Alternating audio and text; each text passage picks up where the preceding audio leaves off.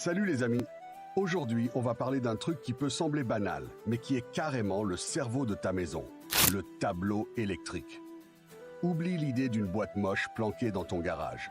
Sans lui, pas de lumière, pas de télé, pas de café matinal, bref, t'es dans le noir. On va explorer les différents types de tableaux.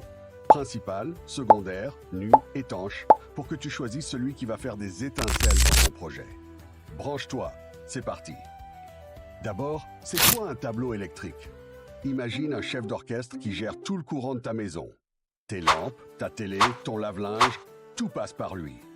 À l'intérieur, tu trouves des disjoncteurs, ces petits gardiens qui coupent le jus en cas de surcharge, et des différentiels, qui t'évitent de faire des claquettes sur une prise défectueuse. Son job? Protéger ta maison des courts-circuits et distribuer l'électricité là où il faut. En France, il doit respecter la norme NFC 1500, sinon c'est la prison. Ok, j'exagère, mais c'est hyper important.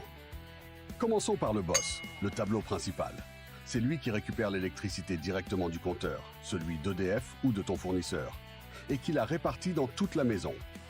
Appart cosy ou grande villa, il est au cœur de l'action. Dedans, tu as des interrupteurs différentiels, des disjoncteurs divisionnaires, et parfois un sectionneur pour tout couper d'un coup si le disjoncteur général est trop loin. Ensuite, place au tableau secondaire, alias le tableau divisionnaire. C'est le bras droit du principal, connecté à lui pour alimenter une zone précise. Un garage, un atelier, un étage ou une extension.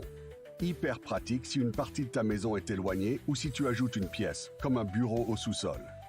Avec lui, tu gères cette zone sans toucher au tableau principal.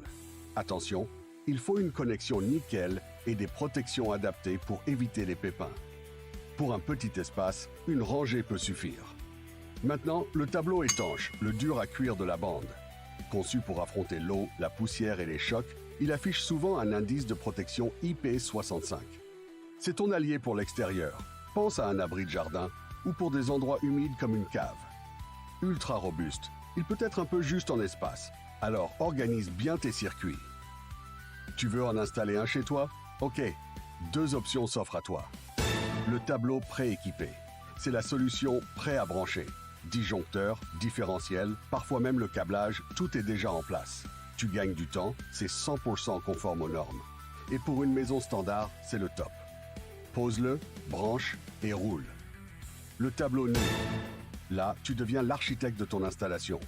Tu choisis chaque composant, tu organises tes circuits comme un pro et tu peux faire évoluer le tout à l'infini. Parfait pour les projets sur mesure, mais ça demande du savoir-faire et du temps. À toi de jouer, mais sans faux pas. Comment choisir le tableau qui va tout changer? Voici 5 étapes ultra simples. 1. Évalue tes besoins. Regarde la taille de ton logement et les appareils à alimenter. Un studio, c'est pas une maison de 200 mètres carrés. Pense aussi à l'environnement, intérieur sec ou extérieur humide. 2. Choisis ton type, principal pour toute la maison, secondaire pour une annexe, nu pour une installation perso ou étanche pour les zones rudes. 3.